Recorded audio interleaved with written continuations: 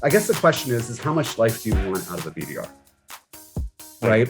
If the average lifespan globally is 15 months, okay, when I interview somebody, when I'm offering the role, I'm like, I'm looking for a 1.5 to 2 year commitment. That's it.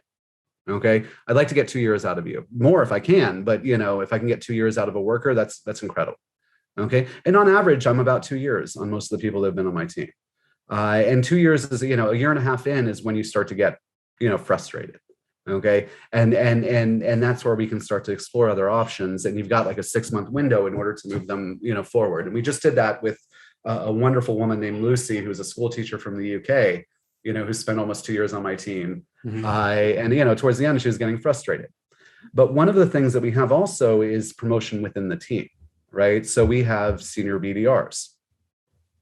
And the senior BDR role is, there's a lot of people, I guess it just depends on, where you are and how you run it. But to me, they're a part of my leadership team. Got it. Right.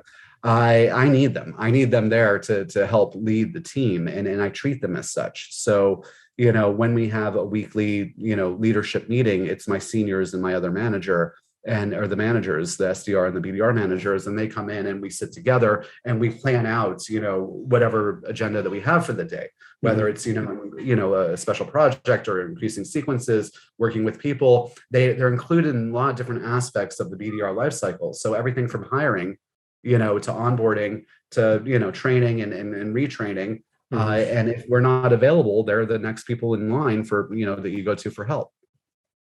Got it. So that also, it's giving them more to do. It's giving them, it's challenging them in different ways too. That also helps a lot.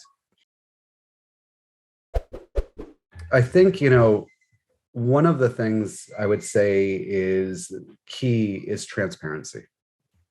Mm-hmm. Right. And I think that should be like the core root of culture. It should be like, could come from transparency. You need to be upfront, honest, and transparent with your people. Right. And if you start to feed, if they feel that right from the beginning, that's started already like a happy feeling culture. Right. If you're hiding things or not being very transparent and you're like, oh, no, don't worry about that, we'll take care of it. I think that, in the beginning, it kind of puts up a wall. Right. And as long as you don't have that wall, it's a really good way to start, because then people feel included. Right. So I think one of the things I used to do is just, when I was just me and I had, a couple of, maybe a senior or something like that, but I didn't have any managers yet or anything like that. And, in order to talk through my ideas, I would call, more of the senior people up and just talk. Like, oh my God, I got to get some things off. And, and Naomi Brief was my ear for a very long time. She's no longer with the organization, but she, I just call her in the, 7 o'clock at night. Hey, can I talk to you for a minute? And yeah, of course. And, and just like kind of spout out all my ideas just to kind of get my thoughts organized.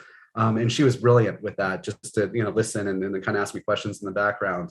But that core transparency, and it's not just her, I would be transparent with the whole team, sometimes too transparent. And I'd say that sometimes, I'm like, okay, I think I'm probably telling you guys too much, but, but that's okay. It's the culture that I want to generate, right? Is that kind of honest, upfront culture. The second aspect of it is team culture, right? We support each other as a team. Okay. Yeah, we can have competitions where we're going against each other, but we want to celebrate success. And I think the culmination of that was just so amazing. It was in this past fall, we had just this hot rod of a woman. Her name is Ariella. She's 37 years old. She has 7 kids and one of my top performers. You'll see her all over LinkedIn. She's got a very, very strong presence online. And she's like also the queen of social selling. So she's very good at what she does. And she came from nonprofits for like 15 years. Again, it's that, giving people a new opportunity to build a career. And it just suits her. And she loves the role. And it actually gives her enough flexibility that she can take care of her 7 children. But she was killing it. And then Mancy, my Australian in Sydney, she, just had an amazing month. It just kind of took off like a rocket. And it was the two of them were neck and neck, and everybody's like, Ariella's been the rock star lately, but Mancy beat her. Right. And Ariella, it was so honorable. She's like, oh, it's great, Mancy. Congratulations. If I couldn't be beaten by anybody, it would have been beaten by you. It's just such an honor, that kind of attitude. And Daniel and I are just like, Oh, that is awesome. That's the kind of culture we've generated, right? Is that, they celebrated each other's success even when they were competing with each other. That Right. is And amazing. that's Yeah. really, really important, right? That you celebrate as a team, each individual success. Right. Yeah. And we do that every week, every meeting, like who was top performer last week. Let's celebrate that. Also, who's right, on their heels.